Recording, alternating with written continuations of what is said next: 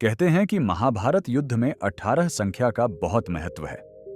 महाभारत की पुस्तक में 18 अध्याय हैं। कृष्ण ने कुल 18 दिन तक अर्जुन को ज्ञान दिया। 18 दिन तक ही युद्ध चला। गीता में भी 18 अध्याय हैं। कौरवों और पांडवों की सेना भी कुल 18 अक्षौहिणी सेना थी, जिनमें कौरवों की 11 और पांडवों की 7 अक्षौहिणी सेना थी। इस युद्ध के प्रमुख सूत्रधार भी 18 थे। इस युद्ध में कुल 18 योद्धा ही जीवित बचे थे। सवाल यह उठता है कि सब कुछ 18 की संख्या में ही क्यों होता गया? क्या यह संयोग है या इसमें कोई रहस्य छिपा है? पंचम वेद महाभारत में भारत का प्राचीन इतिहास है। यह ग्रंथ हमारे देश के मन प्राण में बसा हुआ है। यह भारत की राष्ट्रीय गाथा है। इस ग्रंथ में तत्कालीन भारत, आर्यावर्त का समग्र इतिहास वर्णित है। अपने आदर्श स्त्री पुरुषों के चरित्रों से हमारे देश के जनजीवन को यह प्रभावित करता रहा है। इसमें सैकड़ों पात्रों, स्थानों, घटनाओं तथा विचित्रताओं व विडंबनाओं का वर्णन है। प्रत्येक हिंदू के घर में महाभारत होना चाहिए।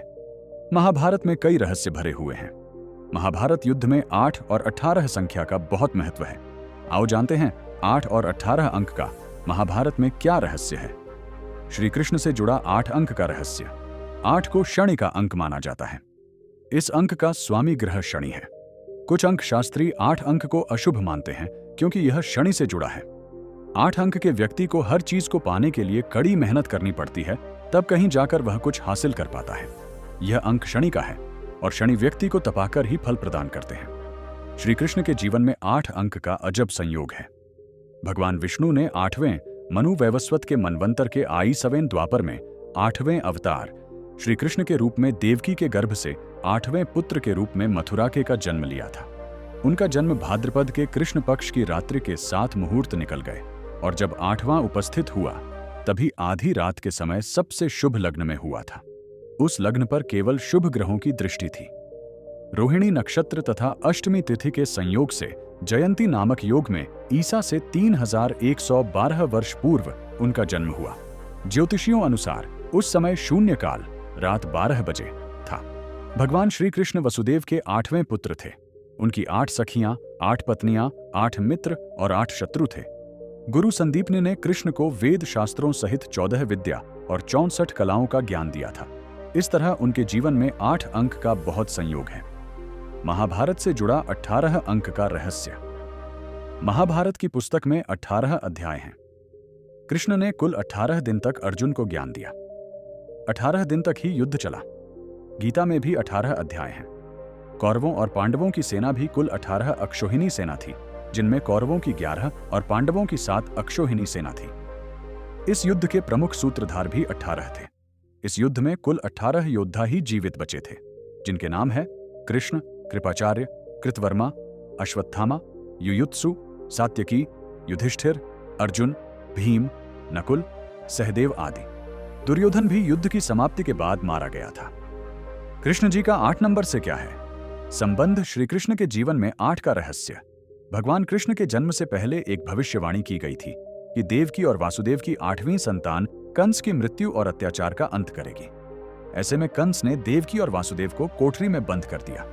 वहीं कोठरी में भगवान कृष्ण का जन्म 8वें बच्चे के रूप में हुआ था। इसके अलावा हिंदू कैलेंडर के अनुसार तिथि भी अष्टमी 8वां दिन थी। इतना ही नहीं, उनका जन्म रात के 8वें मुहूर्त में हुआ था। इस प्रकार 8 अंक उसके साथ महत्वपूर्ण हो जाता है। ज्योतिष शास्त्र के अनुसार श्री कृष्ण भगवान भाद्रपद अष्टमी रोहिणी नक्षत्र, वृषभ राशि और वृषभ लग्न में रात को 12 बजे पैदा हुए हैं। इसलिए इस बार 18 अगस्त 2022 को व्रत पंचांग गणित के अनुसार रात्रि को 9:20 पर अष्टमी तिथि प्रारंभ होता है और 19 अगस्त 2022 की रात्रि को 11 बजे अष्टमी खत्म हो जाती है। कृष्ण अष्टमी के दिन रात्रि को श्री कृष्ण भगवान का विशेष पूजन किया जाता है। आइए अब हम इससे जुड़ी हुई एक रोमांचक कथा सुनते हैं। कथा सुनने से पहले मैं आपको बता दूं कि भगवद गीता में साफ साफ लिखा गया है, कथा हो या सिख अधूरा छोड़ने से वह पाप की श्रेणी में आता है। द्वापर युग की अंतिम रातें थीं। समुद्र की लहरें द्वारका नगरी के किनारों को चूम रही थीं, जैसे बार बार प्रणाम कर रही हों उस पुरुषोत्तम को जो सृष्टि की लय को बनाए रखने वाला था, श्री कृष्ण। उस रात कृष्ण अपने विशाल महल के छत पर खड़े चंद्रमा की रोशनी में समुद्र की ओर देख रहे थे। उनके नेत्र आधे खुले थे, किंतु उनकी दृष्टि कहीं और थी। इस सृष्टि के रहस्यों में, उस अदृश्य सत्य में, जिसे सामान्य मानव कभी नहीं देख पाता। रुक्मिणी, जो चुपचाप उनके पीछे खड़ी थी, धीरे धीरे आगे आई। चाल मृदुल थी, जैसे कमल के पंखुड़ी पर ओस का कण गिरता है। नाथ, रुक्मिणी ने धीमे स्वर में कहा, आप कई रातों से मौन हैं। क्या कोई ऐसा रहस्य है जो आपको चिंतित कर रहा है? कृष्ण ने मुस्कुराकर उसकी ओर देखा।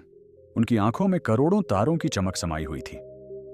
रुक्मिणी, कृष्ण बोले, तुम जानती हो, हर चीज जो इस संसार में घटती है वह संख्याओं में बंधी होती है, और दो संख्याएं जिनका रहस्य सबसे अद्भुत है वे हैं 8 और 18।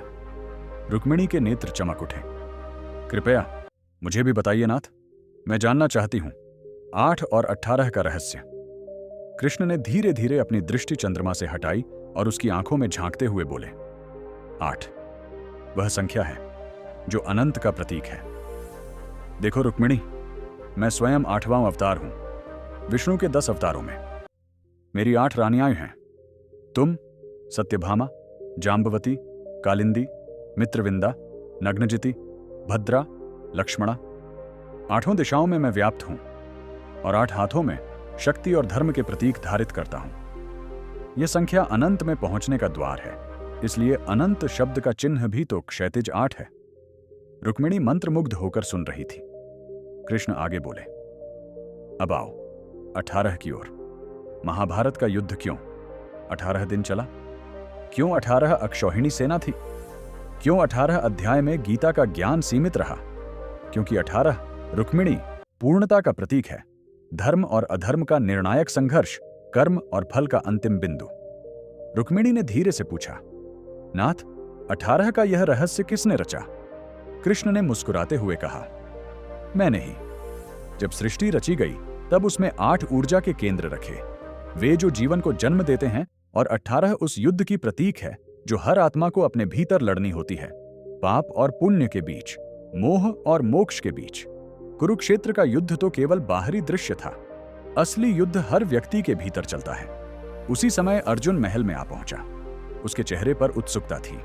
केशव, अर्जुन ने कहा, मैंने भी एक रहस्य जाना है। जब गीता का उपदेश मुझे मिला, वह 18 अध्यायों में क्यों सीमित था? क्या उससे आगे कोई मार्ग नहीं? कृष्ण ने उसकी ओर देखा और गंभीर स्वर में बोले, पार्थ, 18 अध्याय तुम्हारे भीतर के युद्ध को समझाने के लिए पर्याप्त थे, लेकिन उसके आगे का मार्ग वह तुम्हें स्वयं बनाना पड़ता है। क्योंकि गीता ज्ञान देती है, किंतु उसे जीना, उसका अभ्यास करना तुम्हारी परीक्षा है। अर्जुन ने सिर झुका लिया। रुक्मिणी ने धीमे स्वर में पूछा, नाथ, क्या हर युग में यही रहस्य दोहराया जाएगा? कृष्ण बोले, हां, जब तक यह सृष्टि चलेगी 8 और 18 का रहस्य सदा जीवित रहेगा। 8 ऊर्जा के केंद्रों के बिना जीवन नहीं, और 18 संघर्षों के बिना आत्मा की पूर्णता नहीं। जब मनुष्य इन दोनों को समझ लेता है, तब वह साक्षात मुझ में प्रवेश कर जाता है, अनंत, निर्विकार, पूर्ण। चंद्रमा अब समुद्र के बीच आ चुका था। शंख की ध्वनि दूर मथुरा से सुनाई दे रही थी, जैसे समय स्वयं कृष्ण के रहस्य को स्वीकार कर रहा हो। कृष्ण मुस्कुराए और बोले, चलो रुक्मिणी, अर्जुन, अब इस रहस्य को सहेज कर रखो। एक दिन कलयुग में लोग इसे फिर से खोजेंगे, और तब वे जानेंगे कि संख्याएं केवल अंक नहीं, ब्रह्मांड के मंत्र हैं। अर्थ और सार, 8 अनंत, ऊर्जा, दिशा, कृष्ण के स्वरूप, अनवर्तता का संकेत।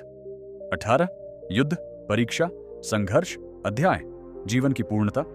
कृष्ण के लिए ये दोनों मिलकर सृष्टि की गणितीय भाषा बन जाते हैं, एक ऐसी भाषा जो समय, धर्म और आत्मा को बांध कर रखती है। तो दोस्तों, कैसी लगी आपको यह जानकारी? कमेंट सेक्शन में जरूर बताएं।